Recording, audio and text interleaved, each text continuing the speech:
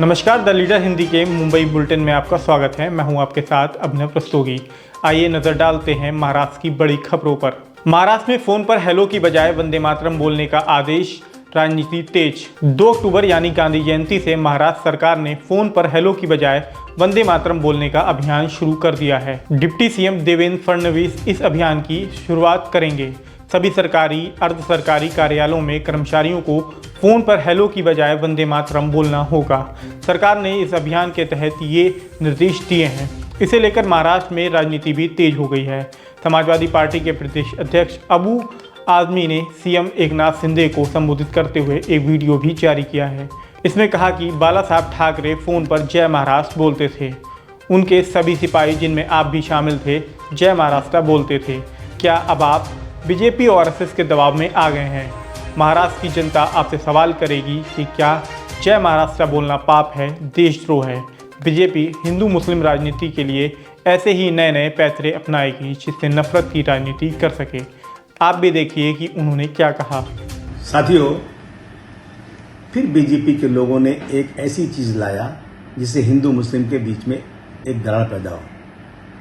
कल से 2 अक्टूबर गांधी जयंती के दिन से तमाम अधिकारी, तमाम ऑफिसर्स, तमाम सरकार में सरकारी नौकरी करने वाले लोगों को एक हुक्म जारी हो गया है कि आप हेलो की जगह पर वंदे मातरम बोलो।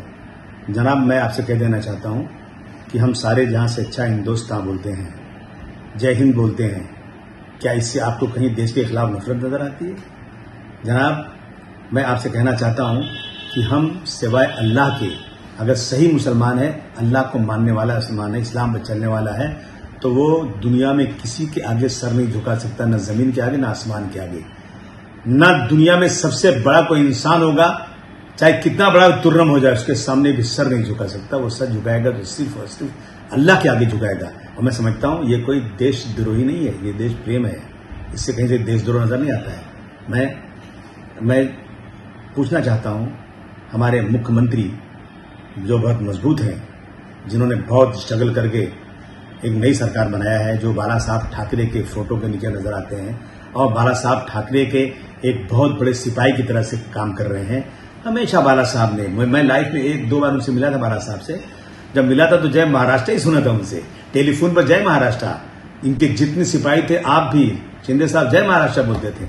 आज के आप बीजेपी और आरएसएस के दबाव में आप मुखिया हो महाराष्ट्र के, और इस महाराष्ट्र में एक जीआर इशू हो जो जय महाराष्ट्र को छोड़ करके वंदे मातरम बोलना हो।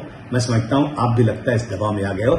महाराष्ट्र की जनता, शिंदे साहब आप मेरे दोस्त हैं, आपसे जरूर सवाल करेगी कि जय महाराष्ट्र बोलना क्या पाप है, क्या देशद्रोह है क्या? दोस्तों, ये लोग सिर्फ और सिर्फ पोलराइज करने के लिए रोजाना एक ऐसी चीज लाएंगे। आप कहेंगे देखो मुसलमान वंदे मातरम नहीं बोलता है, हमारे गैर मुस्लिम भाइयों के बीच में एक दरार पैदा करने की कोशिश करेंगे।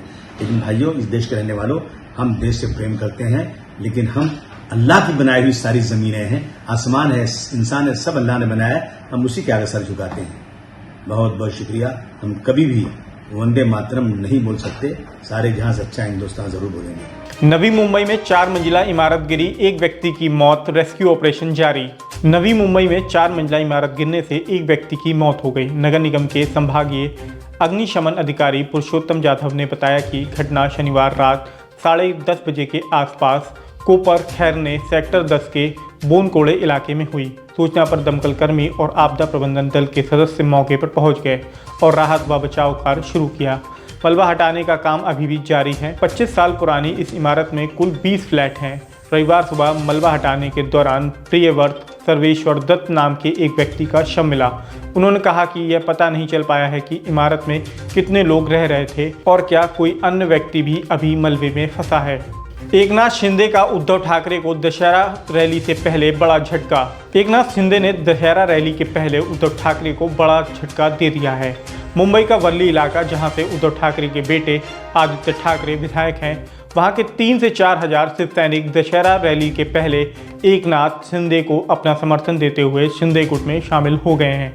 आपको बता दें कि बल्ली शिवसेना का गढ़ माना जाता है। यहाँ अब तक एकनाथ शिंदे गुट की ताकत ना के बराबर थी, लेकिन इन लोगों के शिंदे गुट में शामिल होने से उद्धव गुट और आदित्य ठाकरे के गढ़ बल्ली में सेंध लगने की पूरी संभावना है। ये तमाम लोग मुख्यमंत्री एकनाथ शिंदे के सरकारी आवास पर शिंदे गुट में शामिल होने के लिए पहुंचे हैं। मुंबई क्राइम ब्रांच ने छोटा शकील के रिश्तेदार सलीम फ्रूट को अपनी कस्टडी में लिया। मुंबई क्राइम ब्रांच ने छोटा शकील के रिश्तेदार सलीम फ्रूट को जेल से अपनी कस्टडी में ले लिया है। कोर्ट ने 6 अक्टूबर तक क्राइम ब्रांच को कस्टडी की मंजूरी दे दी है। आपको बता दें कि सलीम फ्रूट को एनआईए ने टेरर फंडिंग के मामले में गिरफ्तार किया था और वह तब से जेल में है। वहीं क्राइम ब्रांच ने अंधेरी इलाके से underworld don Dawood Ibrahim gang के सदस्य रियाज भाटी को भी गिरफ्तार किया था। इसी साल फरवरी से लेकर अगस्त तक के बीच में रियाज भाटी और सलीम फ्रूट एक व्यापारी को धमकी देकर उससे करीब 62 लाख रुपए वसूल करने की कोशिश में थे। धमकी से डरकर व्यापारी ने आरोपियों के बैंक अकाउंट में 7,50,000 रुपए ट्रांसफ़र किए थे। इसके अलावा पत्नी के नाम पर खरीदी गई रेंज रोवर कार भी आरोपियों को दे दी थी। इसकी कीमत करीब 30 लाख रुपए बताई जा रही है। व्यापारियों ने दोनों के खिलाफ वर्सोवा पुलिस स्टेशन में मामला दर्ज कराया था। मामले की जांच मुंबई क्राइम ब्रांच कर रही है। कांग्रेस अध्यक्ष पद के उम्मीदवार शशि थरूर पहुंचे नागपुर। कांग्रेस अध्यक्ष पद के कैंडिडेट शशि थरूर प्रचार के लिए नागपुर पहुंचे। यहां समर्थकों ने उनका गर्मजोशी से इस्तकबाल किया। कांग्रेस अध्यक्ष पद के लिए शशि थरूर ने भी नामांकन कराया है और चुनाव में मल्लिकार्जुन खड़गे के खिलाफ मैदान में उतर गए हैं। फिलहाल आज के मुंबई बुलेटिन में इतना ही। बाकी अन्य अपडेट्स के लिए देखते रहिए द लीडर हिंदी।